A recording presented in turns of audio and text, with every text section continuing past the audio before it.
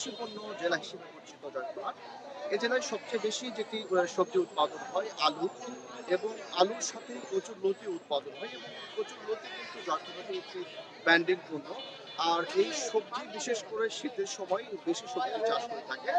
আমরা লক্ষ্য করেছি শীত আসার পরপরই কিন্তু সবজির যে চাহিদা এবং সবজির যে উৎপাদন সেটি বৃদ্ধি পায়। আমি এই মুহূর্তে আছি জয়পুরহাটের নতুন হাট কাঁচা বাজারে। এখানে জয়পুরহাটের সবচেয়ে বড় একটি পাইকারি বাজার, যেই বাজারে কিন্তু কৃষকরা তাদের যে সবজি চাষাবাদ করে এই বাজারে সকাল থেকেই তারা নিয়ে আসেন বিক্রি করার জন্য। এবং আমরা আপনাদেরকে যদি একটু দেখাই, এই বাজারে কিন্তু কৃষকরা এসেছেন তাদের যে সবজিগুলো সেটি বিক্রি করার জন্য।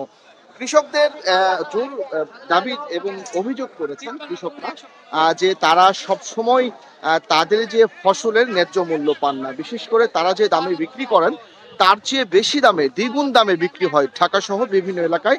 এবং এই যে মধ্যভোগী যারা রয়েছে, যারা বিক্রয় করে নিয়ে যান, তারাই কিন্তু এই লাভটা বেশি পান বলে তারা অভিযোগ করেছেন। আজকে বাজারের পরিস্থিতি যদি আমি একটু জানাই আপনাদেরকে, আজকে টমেটো বিক্রি হচ্ছে 60 টাকা কেজি দরে, শিম বিক্রি হচ্ছে 20 টাকা কেজি দরে, বেগুন বিক্রি হচ্ছে 40 থেকে 35 টাকা কেজি দরে, নতুন আলু যেটি সেটি বিক্রি হচ্ছে 25 থেকে 30 টাকা কেজি দরে, গাজর বিক্রি হচ্ছে, সবজি যেটি রয়েছে 30 টাকা কেজি দরে, করলা বিক্রি হচ্ছে 50 থেকে 60 টাকা কেজি দরে, আর শশা বিক্রি হচ্ছে 60 টাকা কেজি দরে, বরবটি বিক্রি হচ্ছে 20 থেকে 30 টাকা কেজি দরে, মিষ্টি কদু বিক্রি হচ্ছে 30 থেকে 40 টাকা কেজি দরে, পেঁয়াজ বিক্রি হচ্ছে 40 টাকা কেজি দরে, কাঁচামরিচ বিক্রি হচ্ছে 60 থেকে 70 টাকা কেজি দরে।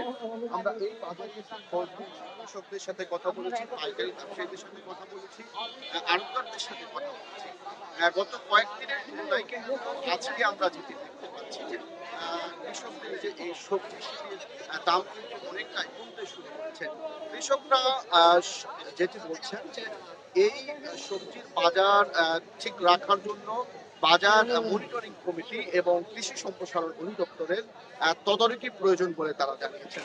তারা বারবারই অভিযোগ করেন তারা যে কষ্ট করে নানা ধরনের ফসল ফলান, সেই ফসলের কিন্তু তারা ন্যায্য দাম পান না, যার ফলে কিন্তু তারা কৃষকরা কিন্তু উপকৃত হন না বলেও আমরা জানতে পেরেছি। আমরা এই হাট সহ এই আরো যে কয়েকটি হাট রয়েছে সেই হাটগুলোতেও আমরা সকালে খোঁজ নিয়েছি। সবজির দাম কিন্তু গত কয়েকদিনের তুলনায় আজকে অনেকটাই কম বলে আমরা জানতে পেরেছি। তো এই ছিল জয়পুরহাটের শীতকালীন কাঁচা বাজারের সবজির সর্বশেষ খবরাখবর।